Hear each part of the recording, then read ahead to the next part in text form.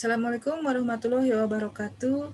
Bertemu lagi hari ini dengan materi pelajaran IPA untuk kelas 8, khususnya bagi siswa kelas 8G sampai 8K. Saya berharap kalian semua dalam keadaan sehat walafiat, selalu menjaga dirinya dan tetap melaksanakan protokol kesehatan dimanapun kalian berada, walaupun itu di rumah maupun di luar rumah. Supaya nanti pada saat kita bertemu di sekolah, kalian dalam keadaan sehat walafiat. Saya akan bagikan materi hari ini tentang sistem pernafasan manusia.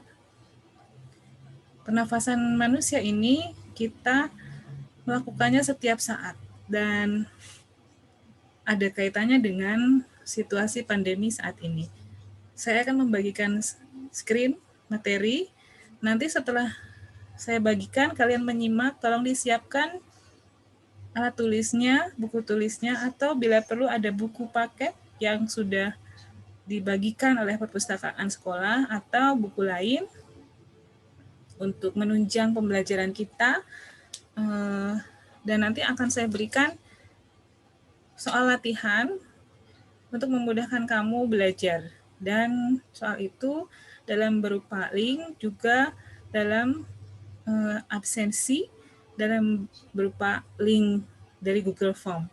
Itu harus kamu isi dan bisa saya lihat bagaimana keikutsertaan kalian, sejauh berapa banyak siswa yang mengikuti, dan saya harap mengikuti semuanya. Baik, saya share screen ya. Nah ini ya.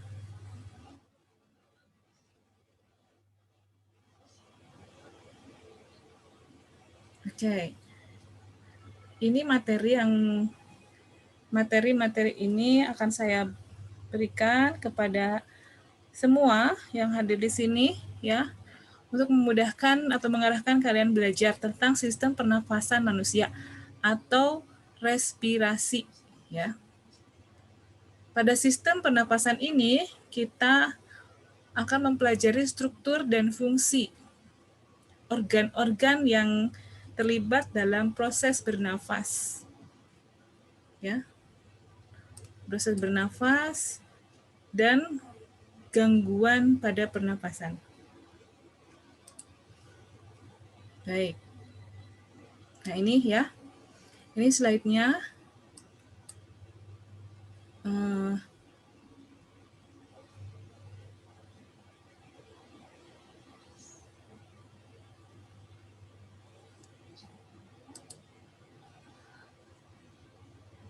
Tujuan atau kompetensi dasar yang akan kita ajarkan kepada semua siswa adalah yang kompetensi 3.9, menganalisis sistem pernafasan pada manusia dan memahami gangguan pada sistem pernapasan.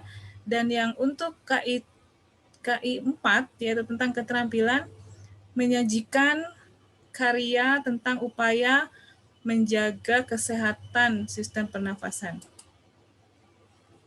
Nah, selanjutnya materi inti. Nah, materi inti ini terkait dengan sistem pernapasan manusia sudah saya jelaskan di awal, yaitu tentang struktur dan fungsi. Apa sih? Ya, apa saja struktur dan fungsinya? Kemudian ada gangguan sistem pernafasan.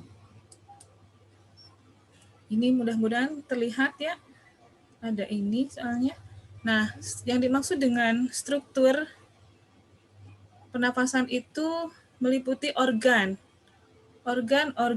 pernafasan, antara lain hidung, faring, laring, trakea, bronkus, bronkeolus, alveolus. Yang kedua, tentang struktur dan fungsi sistem pernapasan, yaitu mekanisme pernapasan. Akan kita pelajari tentang pernapasan dada dan pernapasan perut. Kemudian frekuensi pernapasan, apa yang mempengaruhinya. Nanti kita akan terlibat di sini menyajikan laporan tentang suatu penelitian. frekuensi pernapasan. Kemudian ada proses pernapasan, ada juga volume pernapasan. Sebenarnya kita harus melakukan praktikum, tapi keterbatasan kita untuk bertemu dan lain sebagainya dalam masa pandemi ini kita tidak bisa melakukannya. Nah ini, seperti dijelaskan dalam beberapa referensi buku, respirasi adalah proses pertukaran gas yang terjadi dalam tubuh, ya. Tubuh siapa? Makhluk hidup, salah satunya kita. Ya, ini gambarannya. Yang jelas ada organ ya di sini ya. Kemudian di sini juga sama. Ini menunjukkan dua proses. Ada tanda panahnya, kalau kita lihat ini panahnya menuju masuk ya ke dalam mulut, dan ini panahnya mengarah keluar dari mulut. Apa maksudnya? Nah ini, terdapat 3 proses dasar respirasi atau pernafasan. Pertama yaitu bernafas ya. Bernafas. Nah, apa yang kamu lakukan dalam saat keadaan bernafas? Ya, ventilasi atau ventilasi paru-paru. Ventilasi. Tahu kan ventilasi untuk apa? Ventilasi itu tempat atau media untuk mengeluarkan, memasukkan udara. Nah, ini bernapas itu adalah sebagai ventilasinya paru-paru. Ventilasinya paru-paru, ya. Nah, bernapas adalah proses menghirup udara atau inhalasi. Nah, itu, inhalasi. Dan menghembuskan udara atau ekshalasi. Tadi kan in, kemudian ex, keluar ya. Melibatkan pertukaran udara di atmosfer dan alveolus paru-paru. Tapi kita tidak tahu ini paru-paru kita bagaimana isinya ya. Abstrak sekali, kita membayangkan saja, oh gitu ya. Kemudian yang kedua adalah respirasi eksternal, pertukaran gas antara alveolus paru-paru dengan darah di dalam pembuluh darah. Darah dalam pembuluh kapiler mengikat oksigen dari alveolus dan melepas karbon dioksida menuju alveolus. Yang ketiga adalah respirasi internal, pertukaran gas antara darah dalam pembuluh kapiler jaringan tubuh dengan sel-sel atau jaringan tubuh yang akan menghasilkan ATP. Nah ini ya, ini gambar yang sebelah sini itu adalah inhalasi. Saat inhalasi terjadi, udara masuk. Jadi kita menghirup udara. Otomatis itu tulang rusuk ya yang melindungi paru-paru terangkat ke atas. Otot-otot tulang rusuk berkontraksi. Karena apa? Paru-parunya membesar karena berisi udara. Nah, kemudian ini diafragma berkontraksi, bergerak ke bawah. Itu saat inhalasi atau inspirasi. Nah, yang ini, yang bagian sini itu adalah ya, ini yang sebelah sini adalah ekshalasi. Itu proses udara keluar dari tubuh kita. Udara keluar dari tubuh kita, apa yang terjadi? Rongga, nah ini dia, tulang rusuk, rongga dada itu menjadi lebih kecil. Otot tulang rusuknya berrelaksasi. Diafragma saat ekshalasi atau ekspirasi, saat kita menghembuskan nafas itu terangkat ke atas ya, makanya tanda panah kuning ini mengangkat ke atas. Itu ya bedanya, perbedaan antara inhalasi dan ekshalasi. Next. Nah ini. Sekarang ke struktur. Nah, struktur sistem pernafasan itu terkait dengan apa sih? Itu terkait dengan organ atau saluran pernafasan yang terlibat dalam pernafasan. Antara lain ada 2, sistem pernapasan bagian atas, ya, sistem pernapasan bagian bawah. Nah, yang bagian atas itu terdiri dari hidung kita dan faring. Nah, yang terlihat oleh kita itu hanya hidung, ya. Hanya hidung saja yang terlihat dari luar. Di dalam hidungnya kita tidak tahu, ya, ada apa saja. Dan faring juga sama. Itu sudah kita harus membayangkan seperti apa di dalam faring itu dan ada apa gitu ya di dalam faring itu. Kemudian sistem pernapasan bagian bawah terdiri dari laring, trakea, bronkus, dan paru-paru. Apalagi ini, semakin ke dalam ini strukturnya semakin kompleks karena memiliki fungsi yang berbeda dari hidung, faring, laring, trakea, bronkus, dan paru-paru. Nah, ini gambarnya. Yang atas ini adalah rongga ya, rongga hidung. Nah, ini rongga hidung. Nah, di sini ya, rongga hidung. Nah, ini hidung itu isinya apa sih gitu ya, berupa rongga gitu, rongga. Nah, ini kemudian ada faring. Faring itu apa nih yang ini? Hanya segini di leher kita itu di belakang hidung kita. Ini kan hidung, ya kita baru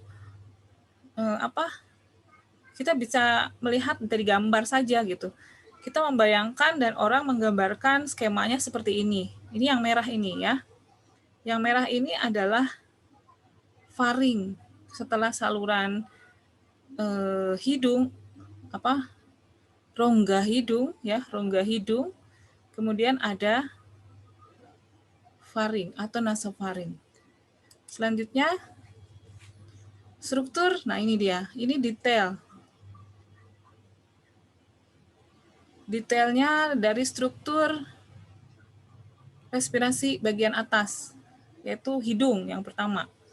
Hidung kita yang kalau kita lihat itu orang-orang gitu ya, ada yang bagus sekali ya. Mudah-mudahan kita semua hidungnya mancung ya. Yang kita harus pahami itu isinya di dalam hidung itu seperti apa ya. Ternyata seperti ini, orang menggambarkan secara skematis isinya. Pertama yaitu ada tulang hidung. Tulang hidung ini membentuk hidung kita ya. Sedangkan nah ini ujung ini adalah tulang rawan ya, tulang juga ini tapi tulang rawan. Nah, ini tulang rawan, ini tulang keras ada ke sini. Ada tulang hidung. Nah, tulang hidung ini melindungi, di sini ada serabut saraf ya. Saraf apa? Saraf pembau atau olfaktori ya. Kemudian ada serabut saraf. Nah, ini hubungannya serabut saraf ini langsung ke otak. Jadi ketika kamu mencium bau sesuatu misalnya di rumah, ibu sedang di dapur menyiapkan makan malam atau makan sarapan. Nah, otomatis ya kita mengenali ibu tuh masak apa gitu. Dan itu bisa dikenali oleh ini, saraf pembau. Misalnya masak nasi goreng atau masak telur ceplok. Nah, itu kita sampai bilang, wah ibu masak telur ceplok nih.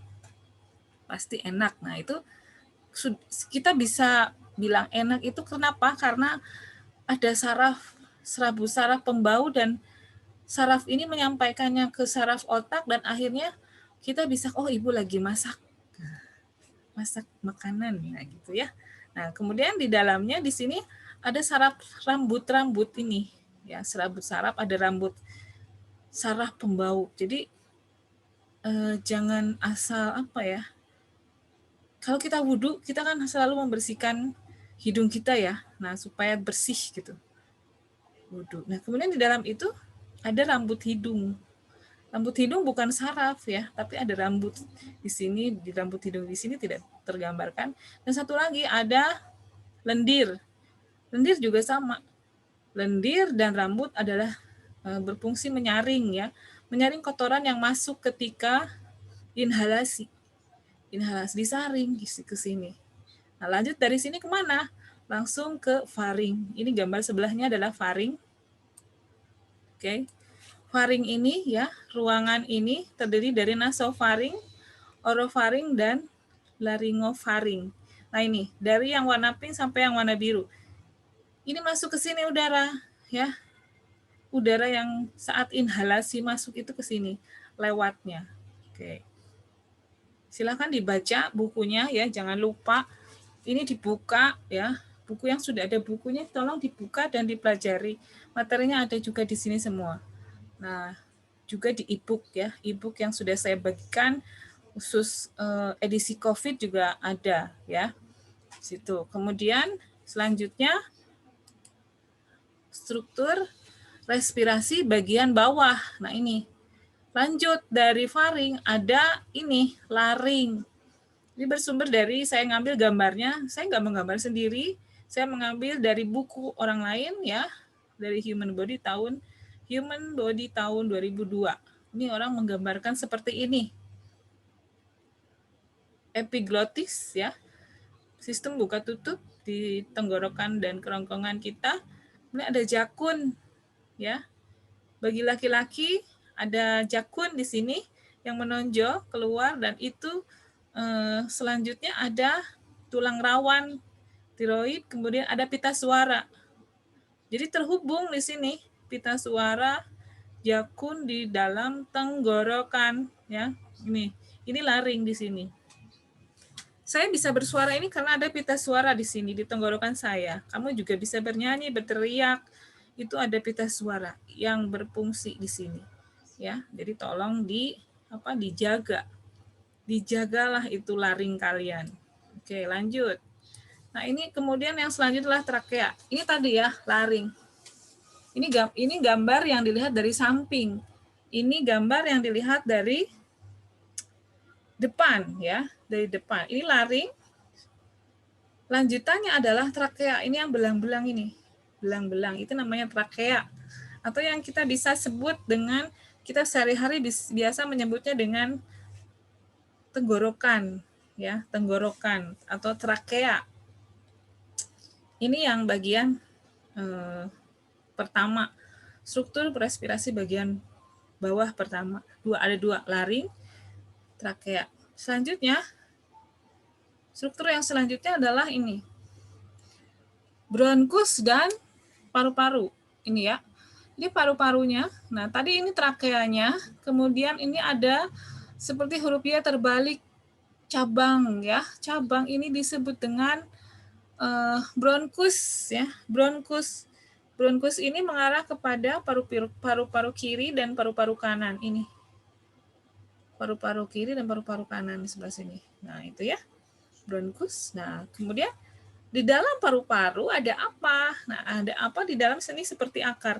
Bronkus nanti akan di dalamnya itu dalam bronkus itu terbagi dua ya, ke kiri dan kanan, dan bronkus itu bercabang. Cabang-cabang ini seperti akar tanaman. Cabang-cabang ini disebut dengan bronchiolus. Bronchiolus ya, ini. Sampai ke bagian yang paling lembut, paling kecil itu namanya bronchiolus. Nah, ini ya. Ini trakea. Ini trakea tadi, kemudian ada ini bagian kiri ya. Ini bagian kanan. Ini bronkus utama ini ya. Kemudian bronkus yang kedua ini, kemudian yang tersier, bronkus yang paling kecil-kecil, cabang-cabang seperti itu. Nah, ini di dalam paru-paru ya, paru-paru ini. Tadi ini ada bronkus ya, paru-paru kanan dan kiri. Paru-paru sendiri dibagi menjadi beberapa bagian ternyata. Di sini tuh ya, ada superior, middle, dan interior. Kemudian di sini ada yang kiri superior, main, bronchus, secondary, segmental, tersier, cardiac node. Berarti ini kaitannya dengan jantung ya. Kemudian ini ada inferior lobe. Selanjutnya, nah ini tadi kita sudah sampai kepada bronchiolus. Bronchiolus itu ujungnya ada kantung. Kantungnya seperti ini. Ini namanya alveolus ya, alveolus. Dan ini bukan sembarangan gambar. Skema ini dibentuk karena berdasarkan ada artinya gitu ya. Pertama ini ada kantung. Nah, ini kantung-kantung ini kalau misalnya kita gambarkan seperti anggur ya, bulat-bulat gini. Ini setiap ujung dari bronkeolus ini ada seperti ini, dan inilah yang membentuk paru-paru. Yang membentuk paru-paru. Ini maaf kacamatanya merosot terus, jadinya saya megang kacamata terus.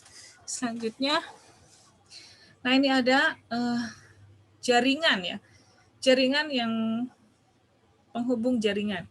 Kemudian ada kantung alveolus, kemudian ini ada saluran apa?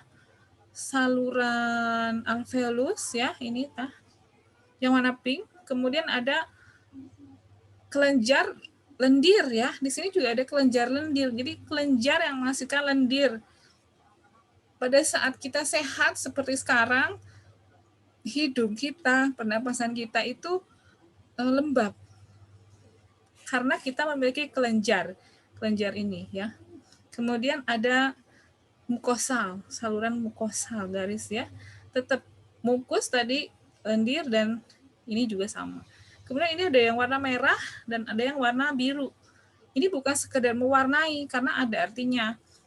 Ini yang biru itu adalah arteri pulmonalis, pembuluh darah arteri yang terhubung dengan paru-paru. Kemudian ada vena pulmonaris ya. Masing-masing ada fungsinya. Nanti kita perjelas ya. Ini. Nah, ini di dalam ini ada tanda panah. Maksudnya apa? Tanda panah ini. Nah, inilah yang disebut dengan alveolus ya. Di dalam ini terjadi ini peredaran udara. Pertukaran udara alveolus, kemudian ada lagi di dalamnya ya. Nah, ini saya perbesar. Nah, ini dia. Ini satu alveolus misalnya. Dalam alveolus itu terdapat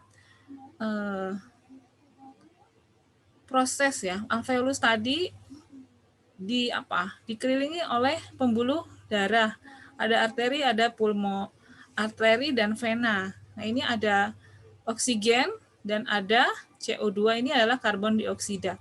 Ini panahnya keluar, CO2 masuk, O2 keluar, CO2 masuk. Ini maksudnya apa? Terjadi pertukaran gas ya. Bertukar tempat supaya terjadi proses pernafasan. Ini harus ada pertukaran. Nggak boleh itu tidak ada pertukaran. Selanjutnya, nah ini tadi gambarnya inhalasi dan ekspirasi ya. Ini ciri-cirinya. Kalau misalnya inhalasi, udara masuk, ciri-cirinya itu dadanya membesar karena tulang rusuk terangkat. Tulang rusuk berkontraksi ya. Kemudian yang ini ekspirasi, pada saat kita mengeluarkan udara dari mulut, rongga dada mengecil dan ini mengalami relaksasi.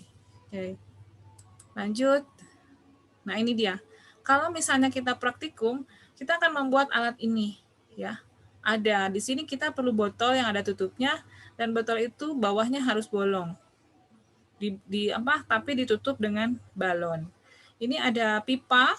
Pipa ini menunjukkan trakea dan bronkus ya. Ini saluran atau sedotan seperti huruf Y terbalik. Ya. Ini selang lah, selang. Kemudian ujung selang itu keduanya diberi balon. Nah, ini botol ini ibaratnya kita sebagai rongga dada. Rongga dada ya, rongga dada. Balon ini diibaratkan sebagai paru-paru kita dan bagian bawah dari botol ini kita tutup dengan plastik atau balon ya. Kemudian apabila kita mengeluarkan udara, si paru-paru kita mengecil seperti ini dan ini diafragma, volumenya ini volume dari balon ini mengecil ya, akhirnya tekanan bertambah. Jadi udaranya tertekan keluar.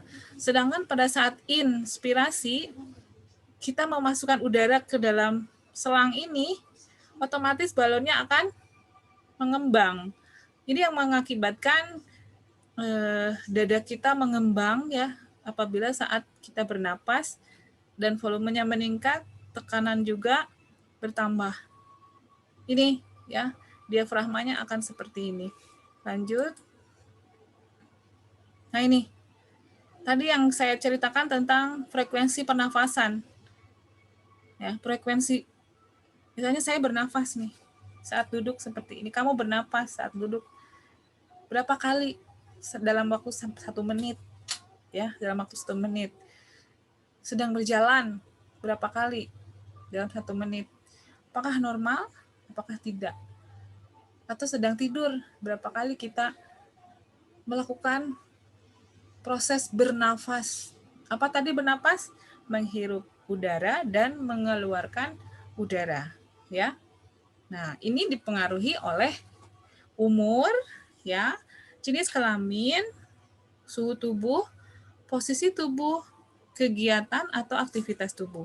Nah, seperti sekarang, saya sedang mengajar, kamu sedang mendengarkan. Nah, ini bagaimana frekuensi pernapasannya?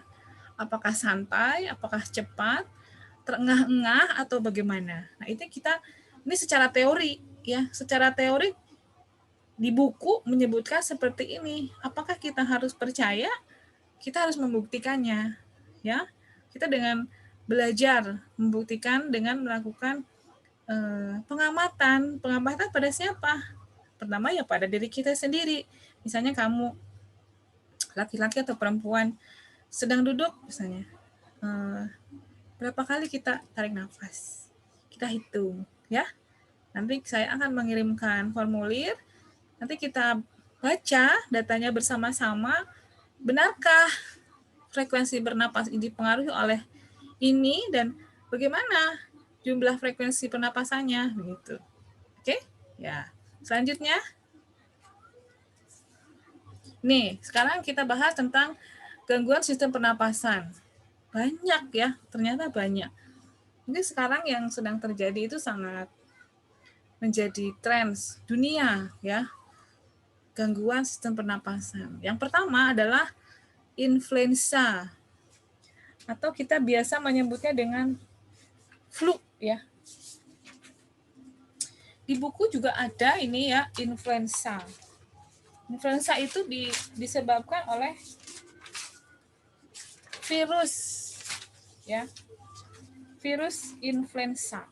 Virus influenza yang gejalanya itu umumnya demam. Ya, demam suhu lebih dari 39 derajat Celcius. Dan agar kita tidak mudah terkena influenza, satu, yaitu makan makanan bergizi yang sudah kita bahas di semester kemarin ya. Makanan yang bergizi itu seperti apa? Dan yang itu terkait dengan makanan. Tapi terkait dengan kali ini tindakan yang paling nyata untuk menjaga kesehatan dari influenza atau mungkin penyakit virus lainnya termasuk sekarang dari coronavirus adalah menggunakan masker dan sering mencuci tangan. Itu yang paling paling sederhana dan kamu sudah membuat maskernya masing-masing karena terkait dengan ini materi hari ini gitu. Jadi kemarin maskernya jangan sampai hilang. Kemanapun kau pergi, ya walaupun misalnya tidak sedang dalam pandemi COVID-19, kita juga harus sering menjaga kesehatan. Misalnya kalau misalnya kita keluar rumah, itu diharapkan pakai masker untuk melindungi, karena kan di luar banyak sekali polusi udara dari kendaraan bermotor atau asap atau banyak sekali polusi ya, apalagi kita di daerah dekat sekolah kita dekat terminal ya, banyak sekali polusi udara dari kendaraan bermotor, dari asap pabrik ya, apalagi di KIC dan lain-lain. Itu ya tentang influenza. Yang kedua yaitu tonsilitis. Tadi ya, tonsil.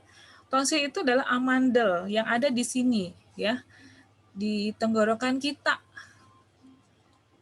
Tonsil itu adalah pintu ya, organ yang ada di dalam organ pertahanan sih sebenarnya, organ di dalam saluran pernapasan. Dan apabila benda asing yang saya sebutkan di sini adalah bakteri atau makanan yang mengandung bakteri atau virus, virus itu sangat halus ya, sangat halus sekali, beberapa mikrometer ukurannya, dan itu bisa masuk ke dalam mulut kita melalui makanan, minuman yang tidak sehat, dan itu akan, apabila rambut hidung kita atau lendir di hidung kita sudah tidak bisa menahan banyaknya organisme yang asing tadi seperti bakteri dan virus tadi, itu langsung masuk ke tonsil. Tonsil ya, bagian tubuh kita di sini tonsil, dan dia akan menginfeksi tonsil itu sampai tonsil itu mengalami peradangan. Dan itu sebagai tanda kalau kita akan sakit gitu. Dan itu kalau misalnya ciri-cirinya lain adalah kita sakit tenggorokan. Ini terjadi karena infeksi pada organ tonsil kita di tenggorokan. Nah, itu harus dijaga ya. Apabila daya tahan tubuh kita menurun, jadi daya tahan itu menurun dan otomatis si virus dan bakteri itu menyerang tonsil dulu. Wah, nih ada tonsil nih. Karena tubuh kita nggak sehat, ya udah dia menyerang itu dan mengalami peradangan. Dan itu merasa sakit. Setelah sakit, apabila sudah sakit itu ada gejalanya sakit tenggorokan, kemudian radang, memerah gitu ya, dan membengkak. Kemudian ada batuk. Nah, batuk atau bersin adalah upaya tubuh kita tanpa disadari untuk mengeluarkan bakteri-bakteri itu atau virus itu. Sakit kepala. Tapi apabila makanya kan kalau sakit batuk gitu karena sakit tenggorokan, kita suka dikasih obat ya, obat untuk mengeluarkan. Nah, selain dikasih obat, tubuh kita juga menolak dengan cara batuk gitu atau bersin. Ya. Gejala yang lain adalah sakit kepala dan sakit pada bagian leher atau telinga, demam, juga demam. Nah, ini harus diperhatikan ya, apalagi saat sekarang. Banyak sekali virus penyebabnya dari tonsil ini yang menyebabkan gitu. Ada virus adenovirus, rhinovirus ya, influenza, bahkan coronavirus. Atau golongan bakteri yang menyebabkan tonsilitis pada umumnya adalah bakteri Streptococcus ya. Selanjutnya adalah faringitis. Nah, infeksi. Kalau faringitis berarti yang diinfeksi oleh organisme tadi, mikroorganisme tadi adalah bagian faring. Ya. Faring tadi yang sudah saya jelaskan di depan tadi. Faringnya. Ciri-cirinya juga sama, yaitu sakit tenggorokan, radang tonsil, nyeri. Kalau menelan sakit, nah itu kan harus diwaspadai itu ya. Berarti kita terkena faringitis. Nah, penanganannya diberi antibiotik. Kalau misalnya kita ke dokter atau ke puskesmas, pasti diberi antibiotik. Antibiotik itu gini, antibiotik, tapi dia tidak mematikan kita gitu. Yang disebut dengan antibiotiknya itu untuk siapa?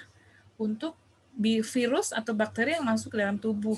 Maksudnya seperti itu. Atau antifungi, anti jamur, untuk membunuh bakteri serta jamur yang menginfeksi faring. Faring tadi ya. Ditambah juga ini harus mengkonsumsi makanan yang bergizi. Ya, itu jangan lupa. Itu sudah kita pelajari di semester 1. Nah, kemudian yang selanjutnya adalah pneumonia. Pneumonia ini infeksinya terjadi pada bronkus dan alveolus double ya.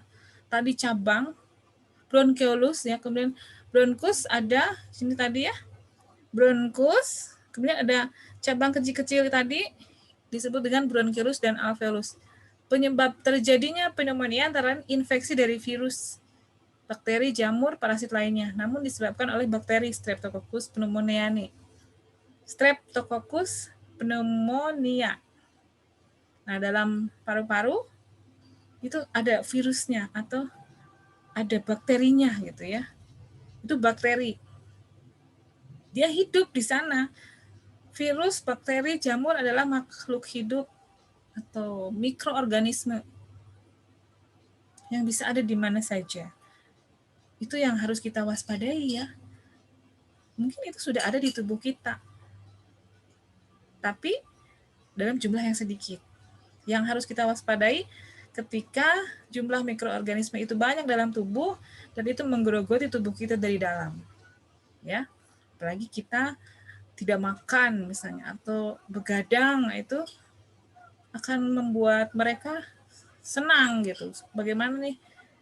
Nah, bagaimana kita harus menghindari seperti itu? Gejalanya dari pneumonia adalah demam, batuknya berdahak, nah, tidak enak badan, sakit pada bagian dada, terkadang sesak nafas.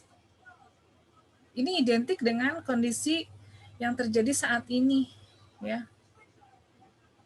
Makanya bagi orang yang memiliki bawaan sakit pneumonia itu lebih baik di rumah saja, karena kondisinya kan berbeda dengan orang yang sehat, dan ini akan menambah apabila ada organisme lain yang masuk, akan menambah parah penyakit dari pneumonia ini, ya. Dan ini adalah penyakit yang ditularkan melalui udara. Ketika penderita pneumonia ini batuk dan bersin, itu akan mengeluarkan apa? Mengeluarkan partikel-partikel dari dalam tubuhnya, termasuk yaitu tadi bakteri, ya, cairan.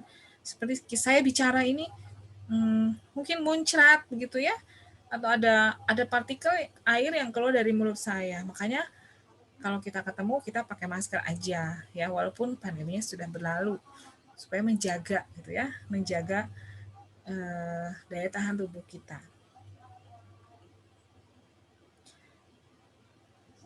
Nah, di sini dijelaskan juga kalau kita ke rumah sakit atau ke tempat-tempat kita menengok teman atau yang sakit, apalagi sekarang ya, kita tidak diperkenankan untuk menengok, atau kita kalaupun harus sangat-sangat ingin menengok, pakailah masker ya, pakai masker. Jadi itu benda yang paling penting saat ini gitu, untuk melindungi diri kita. Nah, tolong ya, jaga diri kalian, orang-orang tercinta di dekat kalian. Selanjutnya adalah tuberkulosis. Penyakit ini disebabkan oleh infeksi bakteri Mycobacterium tuberculosis. Ini bakteri sangat tenar sekali dari zaman dulu ya. Penyebab infeksi pada paru-paru, dan bakteri ini juga dapat menginfeksi bagian lain dari tubuh. Ketika bakteri itu masuk ke dalam tubuh kita, ke dalam paru-paru, bakteri ini akan menyebabkan infeksi sehingga memicu sistem imun untuk bergerak maju ke area yang diinfeksi dan segera memakan bakteri tersebut agar tidak menyebar luas. Jadi kita di dalam darah kita punya punya sel darah putih. Sel darah putih itu adalah sistem imun kekebalan tubuh kita. Apabila ada bakteri atau virus datang ke paru-paru, nah sistem imun kita itu bekerja melawan bakteri dan virus itu semakin banyak di tubuh kita. Ya, seperti itu. Gejalanya TBC, mudah lelah, berat badan, menurut drastis, lesu, hilang nafsu makan, Demam, berkeringat di malam hari, sulit bernapas, sakit pada bagian dada, dan batuknya berdarah. Ya, hati-hati. Kalian harus berhati-hati. Kemudian yang selanjutnya adalah asma. Asma ya. Kelainan menyerang saluran pernapasan. Asma dapat juga dipengaruhi oleh faktor lingkungan. Faktor lingkungan yang menyebabkan asma diantaranya adalah zat pemicu alergi dalam tubuh, misalnya apa? Asap rokok. Ketika mencium misalnya ada asap rokok, langsung batuk ya. Ada juga alergi debu, itu langsung asma ya, sesak nafas. Bulu hewan peliharaan kucing, itu juga sama. Masuknya bahan alergi itu ke dalam tubuh memicu tubuh untuk menghasilkan senyawa kimia yang disebut dengan prostaglandin dan histamin. Itu senyawa kimia yang ada dalam tubuh. Nanti kamu dipelajari ini dalam pelajaran pendidikan selanjutnya ya. Ada prostaglandin dan histamin. Nah, ini munculnya senyawa kimia ini memicu penyempitan yang tadinya segini ya, jadi menyempit. Nah, gitu. Jadi memicu. Nah, akibatnya penyempitan yang terjadi dalam saluran pernapasan menyebabkan penderita kesulitan untuk menghirup cukup oksigen. Yang harusnya segini ya, oksigen banyak masuk nih. Kalau misalnya segini, nah ini otomatis ada oksigen masuk tapi sedikit ya yang masuknya gitu. Otomatis akan merasa sesak. Penderita asma akan mengalami batuk, nafasnya berbunyi, nafas pendek, dan sesak napas. Dan harus hati-hati apabila ada benda-benda yang tadi itu ya, misalnya bulu hewan, asap rokok, dan pemicu lain, debu misalnya, menjauhlah atau menghindarilah dari pemicu asma tadi. Nah, kemudian selanjutnya adalah kanker paru-paru. Kanker paru-paru terjadi karena pertumbuhan sel-sel yang tidak terkendali dari jaringan dalam paru-paru.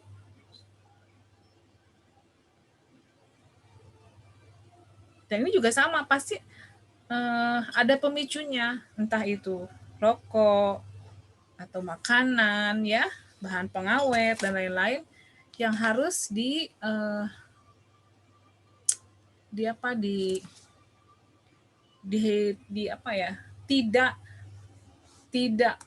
diperkenankan untuk merokok ya. Kenapa? Karena ini akan memicu orang terkena sakit paru-paru, kanker paru-paru. Nah, selanjutnya selesma di sini tidak saya tulis ya. Pilek. Pilek yang mengiringi. Jadi beda antara influenza dengan selesma itu beda ya. Kalau selesma itu merupakan kondisi hidung berair atau mungkin tersumbat lendir diikuti dengan hilangnya sensitivitas indera penciuman. Ini disebabkan oleh apa? Infeksi virus lagi gitu. Yang pada umumnya sembuh sendiri dalam beberapa, walaupun akan sembuh sendiri. Nah, harus mencium udara hangat gitu ya. Misalnya ada panci berisi air panas, nah hidung kamu tuh supaya menghirup udara itu ya, udara panas dari air itu, apalagi ditambah dengan rempah. Kemudian mimisan juga ini terjadi akibat pecahnya pembuluh darah yang ada dalam hidung tadi ya, saraf, ada pembuluh darah juga. Mimisan sering terjadi pada anak-anak, namun dapat pula terjadi pada orang dewasa yang memiliki hipertensi dan gejala stroke. Itu ya tadi tentang gangguan sistem pernapasan. Selanjutnya, buku yang ada di rumah dibaca ya. Kemudian laksanakan tugasnya. Baca lagi berulang-ulang, disimak lagi materi ini berulang-ulang. Semoga materi ada manfaatnya. Saya akhiri pertemuan hari ini. Terima kasih sudah menyaksikan. Jangan lupa ya, tetap berdoa dan menjaga protokol kesehatan tetap ada pada diri kita. Assalamualaikum warahmatullahi wabarakatuh. Dan terima kasih. Dadah.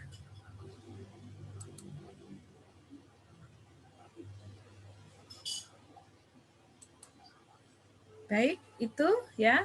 Setelah ini saya akan menyampaikan, nanti akan saya berikan link soal latihan tentang sistem pernapasan dan form untuk kita belajar meneliti benar tadi apa frekuensi tadi dipengaruhi oleh beberapa aspek seperti yang disebutkan dalam buku, ya. Itu saja dari saya. Terima kasih. Semoga bermanfaat untuk kalian. Assalamualaikum warahmatullahi wabarakatuh. Sampai ketemu lagi.